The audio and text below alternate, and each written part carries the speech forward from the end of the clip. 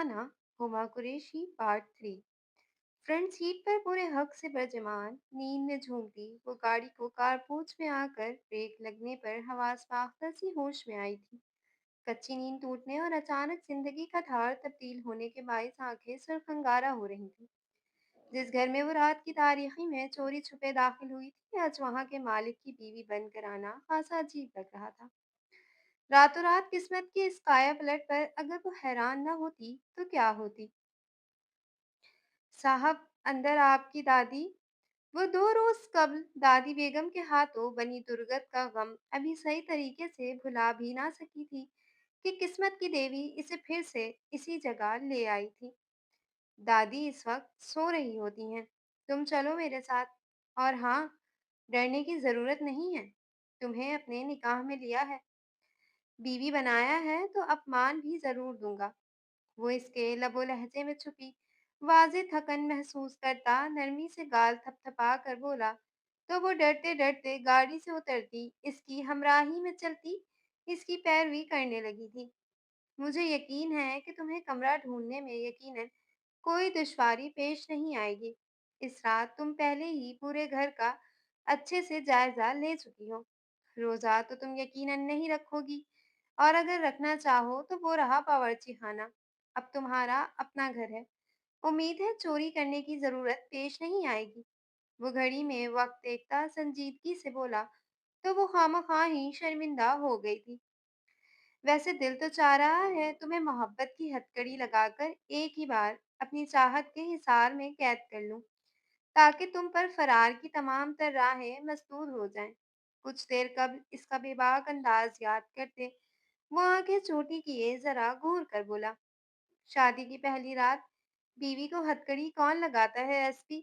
वो नाराजगी से मुंह बसोर गई थी।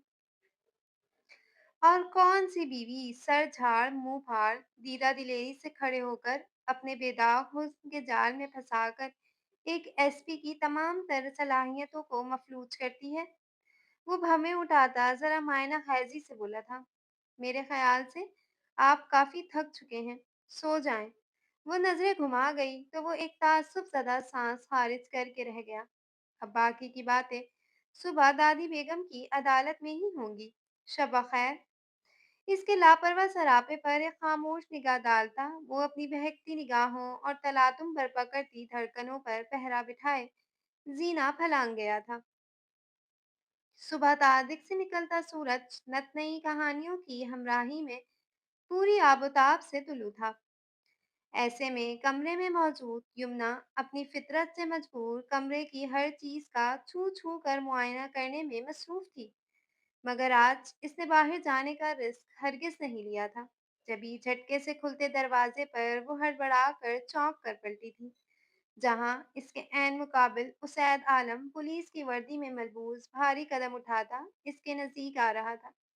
ना जाने क्यों मगर वो घबरा कर उल्टे कदम उठाने लगी थी। गुड मॉर्निंग मिसेस उसैद आलम। ऑफिशियल ससुराल में पहली सुबह मुबारक हो। वो इसके चेहरे के उड़े उड़े से रंग देख बज़ाहिर संजीदगी से मगर शोख लहजे में बोलता करीब तर चला आया था। साहब, क्या कर रहे हो। चेहरे के नजदीक झुकते उसैद को देख वो बिदक कर 2 कदम पीछे हुई थी, जबकि वो संजीदा सा धीरे धीरे कदम उठाता नजदीक आ रहा था। वो खौफजदा हो गई थी। धड़कनों की रफ्तार हद से ज्यादा तेज थी, मानो दिल अभी पसलियां तोड़कर बाहर निकल आएगा। हत्ता के वो चेहरे का रुख फेरती पीछे दीवार से जा लगी थी। साहब नहीं, उसैद पुकारो मुझे, वरना। यमुना को ना जाने क्यों मगर यह एसपी किसका हुआ लग रहा था। देखें थानेदार साहब, माना कि कल रात आपने मुझसे शादी करके मुझ पर बड़ा एहसान किया है, मगर मैं बता रही हूँ, अगर खराफाती पुलिस वालों की तरह तुमने मुझसे किसी किस्म की कोई भी तवक्का रखी तो मुक्का मारकर दांत तोड़ दूंगी और तिगनी का नाच नचा डालूंगी कि यमुना बाकर के नाम से भी खौफ खाओगे। नाको चने चबा दूंगी। याद रखना, पहली बार किसी मर्द की इस कदर कुर्बत से खाइफ सी वो हया आमेज लहजे को निडर बनाती, जो मुंह में आया बस बोलती चली गई थी। और अगर ये थानेदार तुम्हें मेरे दिल में डाका डालने के जुर्म में سزا کے طور پر اپنی ذاتی حوالات میں قید کر لے تو اس بارے میں کیا خیال ہے مس جیب کتری صاحبہ؟ بے باک سی یمنا کے سہمے سہمے لہجے سے اب وہ خوب محفوظ ہو رہا تھا۔ میں میں وہ تو ایس پی کی آنکھوں میں ٹھاٹے مارتے جذبات کے سمندر سے خائف اس کایا پلٹ پر شدید بھوکلاہٹ کا شکار تھی۔ اس کی آنکھوں میں پنپتا خوف دیکھ وہ شرارت سے اس کی ناک چھونے ہی لگا تھا کہ کسی عملی کارروائی کے عمل میں آنے سے قبل ہی دادی بیگم کی چنگاڑتی ہوئی آواز پر دونوں ہی گھبرا کر ہوش میں آئے تھے۔ میرے ساتھ نیچے چلو اور جیسا میں کہوں بالکل ویسا ہی کرنا، سمجھ گئی؟ وہ اپنے تاثرات پر ممکنہ قابو پاتا اس کمر بری ہاتھ حق سے تھامتا نیچے کی جانب بڑھا تھا جہاں پروین بیگم الگ ہی عدالت سجائے بیٹھی تھی۔ لکھنوی آشیانے کے حال میں پڑے جھولے پر کرفو سے برجمان پروین بیگم اپنے پوتے کی ہمراہی میں قدم قدم اترتی اس آفت کی پرکالہ کو دیکھ آنکھیں چوٹی کیے بغور گھورتی تنقیدی نگاہوں سے اس کا جائزہ لینے میں مصروف تھی جو اب عین مقابل اسید کے ساتھ چپک کر کھڑی گویا اس میں چھپنے کی کوشش کر رہی تھی۔ یہ اس عادی مجرمہ کو پھر لے آئے ہو تم؟ کڑکدار سنجیدہ لہجے پر یمنا نے تھوک نکلا تھا۔ دراصل دادی، میں نے یمنا سے نکاح کر لیا ہے۔ بغیر کسی لگی لپٹی رکھے اسید نے ان کے سر پر بم پھوڑ دیا تھا۔ مگر حیران کن بات یہ تھی کہ وہ بالکل پرسکون تھی۔ کیوں نوشے میاں، دنیا میں کیا نیکوکار لڑکیوں کا کال کم پڑ گیا تھا جو تم اس جیب کتری کو بیا لائے ہو؟ دادی اور دادی بیگم کی گوہر افشائیاں۔ دادی پلیز، جیب کتری تو نہ کہیں، اب اسے ملازمین کی موجودگی میں نہ جانے کیوں مگر اسے اس طرز خطاب پر برا سا محسوس ہوا تھا۔ ویسے نوشے میاں، صبح صبح کہاں کی تیاری ہے؟ وہ اسے وردی میں ملبوس دیکھ یوں ہی پوچھ بیٹھی تھی جبکہ وہ جوالا مکھی کے پر سکون انداز پر حیرانگی سے ان کا چہرہ تک رہی تھی۔ میں نے کہاں جانا ہے بھلا؟ ملا کی دوڑ مسجد تک۔ وہ آنکھیں گھما گیا۔ چلو، تم اپنی ڈیوٹی پر جاؤ، میں ذرا بہو بیگم کا تفصیلی انٹرویو کر لوں۔ یمنا کا دم خشک ہو گیا تھا جبکہ وہ اپنی پشت سے لگی چھپی کھڑی یمنا کو دادی کے سامنے لاتا گویا اسے کنویں میں دھکا دیتا خود جان چھڑوا کر بھاگ چکا تھا۔ چلو بیوی، ذرا ہمارے کمرے میں آؤ تو۔ وہ اپنے غرارے کے پائچوں کو درست کرتی جھولے پر سے اتر کر اپنے کمرے کی جانب بڑھی تھی جبکہ وہ ہونز اپنی جگہ پر جمی کھڑی رہی تھی۔ بی بی، اب کیا گود میں اٹھا کر لے کر جاؤں تمہیں؟ جلدی آؤ۔ نظریں ترچھی کیے تیز لہجے میں جھڑک کر بولی تو وہ تیر کی تیزی سے ان کے پیچھے بڑھی تھی۔ پہلے ذرا کواڑ بھیڑ کر کنڈی چڑھا دو لڑکی۔ وہ گھبراہٹ میں دروازہ بند کرتی نزدیک چلی آئی تھی۔ کیا یہاں وہ اس کی درگت بنانے کے واسطے لے آئی تھی؟ دماغ میں پہلا خوف خیال یہی کوندا تھا۔ یہاں کھڑی ہو جاؤ۔ خود وہ صوفے پر بیٹھ گئی تھی جبکہ وہ کسی مجرم کی مانند ہاتھ باندھے سر جھکائے کھڑی اب ان کی سزا سننے کی منتظر تھی۔ اب بتاؤ، گھر میں کون کون ہے تمہارے؟ یمنا کو تو ایسے محسوس ہو رہا تھا جیسے رضیہ گنڈوں میں پھنس گئی ہو۔ بھلا دادی بیگم کسی تفتیشی افسر سے کم تھی؟ لاوارث ہوں، ایک تلخ مسکان تھی جس نے لبوں کو چھو لیا تھا۔ کہیں پرورش تو پائی ہوگی نا، یا یوں ہی چوری چکاریاں کرتی پروان چڑھ گئی ہو؟ وہ سخت لہجے میں آنکھیں نکال کر بولی تھی۔ ایک خاموش آنسو تھا جو اس کی آنکھ سے ٹپک پڑا تھا۔ لاوارث ہوں، جس شخص نے مجھے پالا میرا وجود اسے کچرے کے ڈھیر سے ملا تھا۔ نہ جانے کس کا گناہ ہوں، میرے اور اپنے پیٹ کی آنکھ بجھانے کے لیے پہلے وہ کام کرتا تھا پھر اس کے گزر جانے کے بعد میں نے چھوٹی موٹی چوری چکاریاں شروع کر دیں۔ پروین بیگم نے خاموشی سے اس کی آنکھوں میں چمکتی نمی دیکھی تھی جو یقیناً زندگی کے تلخ تجربات کی دین تھی۔ کوئی عزت والا کام بھی تو کیا جا سکتا تھا، پڑھی لکھی ہو یا انگوٹھا چاپ سے بھی گئی گزری ہو۔ इस बार वो इस्तेहज़ाइया मुस्कुराई थी।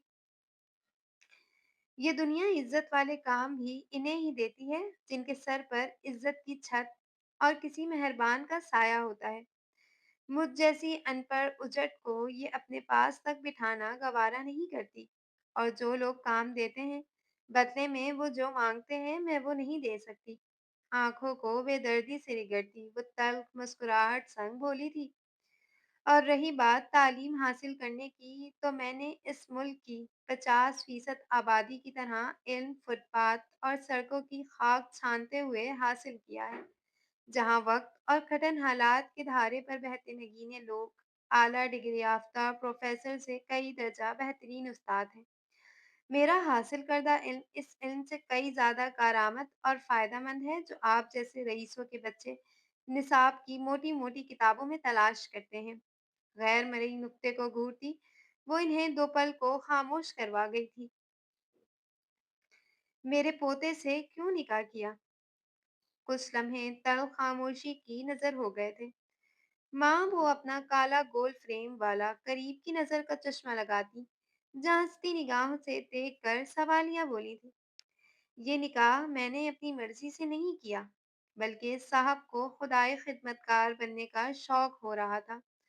मगर आप फ़िक्र नहीं करें, मैं आज ही साहब के आने से कब्ल यहाँ से बहुत दूर चली जाऊँगी, क्योंकि मैं सड़कों पर परवरिश पाने वाली लड़की अपनी असल औकात से बाखूबी वाकिफ़ हूँ। वो इन्हें साथ रखी फ़ाइल उठाकर पढ़ता देख खुद से हद दर्जा मुंतफ़िर तेज़ी से यकीन दहानी करवाती हुई बोली, यहाँ आओ।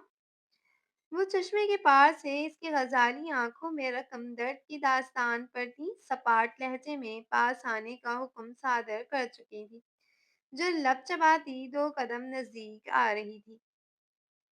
जी। वो जैसे ही नजदीक आई, इन्होंने जट साइड ट्रक की स्टिक उठाकर जोरदार अंदाज में इसके टखनों पर बजा डाली थी। वो दर्द की शिद्दत से बिलबिला उठी थी। खबरदार, जो कभी हमारी इजाजत के बगैर इस घर की दहलीज फलांगने की जुर्रत भी की हो, वरना आज सिर्फ एक लगाया है, आइंदा आपकी टांगे तोड़ दूंगी। वो सख्ती से तंबी लहजे में बोली तो आंखों में हद दर्जा हैरानगी समोई खामोशी से वो सिर्फ सोच कर रह गई। एक दिन की नौबिहाई दुल्हन पर भला कौन लाठी चार्ज करता है?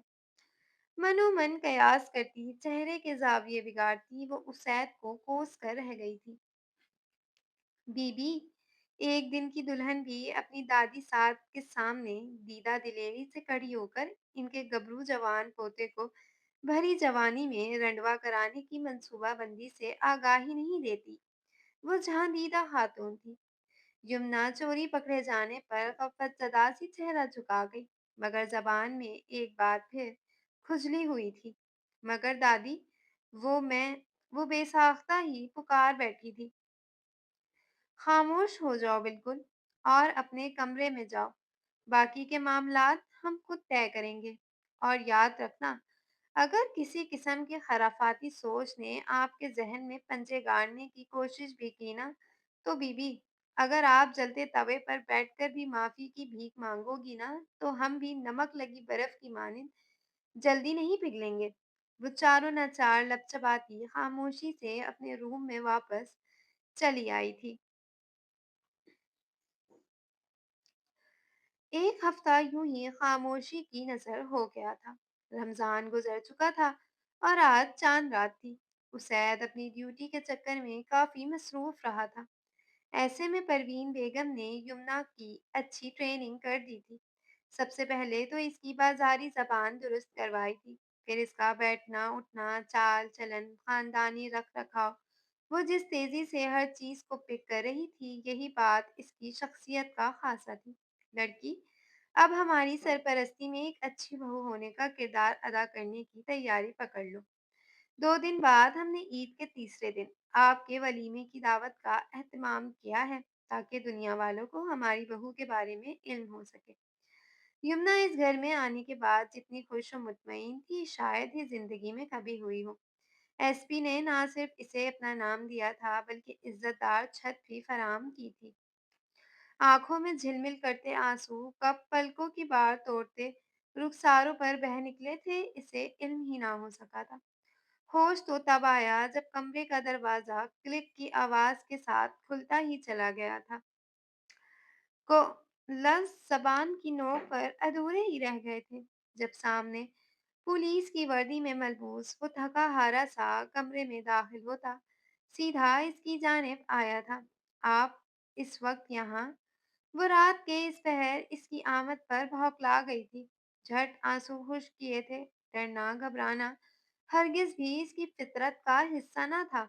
क्यों मोहतरमा, मेरे यहाँ आने पर कोई पाबंदी है क्या? उसैद ने आज पहली बार इसे भरपूर अंदाज में नजर भर कर देखा था। जो लाइट पर्पल कुर्ता शलवार पहने लंबे बालों की चुटिया बनाए सीधा इसके दिल में उतर रही थी, और नाक में चमकता वो सियाह मोती हमेशा की तरह इसकी तवज्जो खींच रहा था। नहीं, मेरा वो मतलब नहीं था साहब। आदतों से पीछा छुड़वाना इतना आसान भी नहीं होता। वो तेजी से बोलती इसकी घूरती निगाहों में देखती, जबान दांतों तले दबा गई थी। मिसेस, ये हरकतें ना किया करो। क्यों रात के इस पहर बंदे बशर को बहकाने का सामान तैयार कर रही हो? इसकी मुड़ी मुड़ी खमदार पलकों पर हौले से फूंक मारता वो जज्बात से बोझल भारी लहजे में बोला था। वो जरा सा नजदीक होता इसकी आंखों में झांक रहा था। इसकी हद दर्जा कुर्बत पर यमुना की हथेलियां भीग गई थी। मैं वो दादी बता रही थी कि हमारा वलीमा। हया की आमेज से कपकपाता लहजा, लरसते हुए गुलाबी होठ और इसकी गर्म सांसों की हिद्दत से सुर्ख पड़ते चेहरे से फासला बनाने की कोशिश में नाकाम, वो खफ़्फ़त ज़दा सी रुख फेर गई। वो धीरे से हंसता मज़ीद करीब आ गया था। इस रात तो तुम बड़ी दीदा दिलेरी से मुझसे निकाह के लिए रजामंदी चाह रही थी, तो अब क्या हुआ यमुना बाकर उर्फ जेब कतरी को? इसकी पलकों की चिलमन का उठता गिरता रक्स देख वो पीछे से इसके बालों में हाथ फंसाता, चेहरा जरा ऊंचा करता, नजरों के इशारे से भवें उठाकर सवालिया अंदाज में बोला था। वो वो दादी। वो आंखें झपकती कुछ कहते कहते तेजी से बोल पड़ी थी, और उसे किसी स्प्रिंग की मानिंद उछलकर फांसे पर जा खड़ा हुआ था। मगर हवास बाख्ता सा अकाब में देखता वो इसकी शरारत समझता। अभी पलटा ही था कि वो खिलखिलाकर बेड की दूसरी जानिब से उतरती दरवाजे की जानिब भागी थी। एसपी साहब, अब सारी तफसीली मुलाकातें वलीमे के बाद फुर्सत में ही होंगी। वो शरारतन बोलती कमरे से बाहर निकल गई थी, जबकि वो मुस्कुराता हुआ इसके पीछे बढ़ा था। सुबह का नया दिन खुद में बहुत सी खुशियां लेकर तुलू हुआ था। आज ईद का दिन था। घर में एक अलग ही रंग बिखरा हुआ था। मीठी ईद की मुनासबत से सिवैयां तैयार की जा रही थी, जबकि यमुना मुलाजमीन के साथ तेजी से काम निपटाकर अब अपने कमरे में वापस आ गई थी। लेमन कलर का हल्के काम वाला सूट पहने, बालों को पुश्त पर खुला छोड़े, वो कानों में उसैद की दिलाई गई बालियां पहनती, अपने सरापे का मुकम्मल जायजा लेती, मुस्कुरा उठी थी। क्या बात है बेगम? अकेले अकेले क्या सोचकर मुस्कुराया जा रहा है? वो इसे आईने के सामने खड़ा मुस्कुराता देख शरारत से बोलता नजदीक आया था। यमुना ने नजर भर कर इसे देखा, जो कर्फ लगा कड़कड़ाता शलवार सूट पहने, हल्के नम बालों की आड़ी मांग निकाल कर सेट किए धीरे से मुस्कुराता हुआ भला का हसीन लग रहा था। इसे बेसाख्ता ही अपने नसीब पर रश्क आया था। नजर लगाने का इरादा है क्या? नजदीक आकर इसके बालों की जड़ें सहलाता वो शरारत से बोला तो वो धीमा सा मुस्कुराई। अच्छे लग रहे हैं आप, वो दिल से बोली थी। मैं तो हमेशा ही अच्छा लगता हूँ, मगर मेरे रंग में रंगी तुम हसीन तर लग रही हो। वो मुबालगा आराई से काम ले रहा था।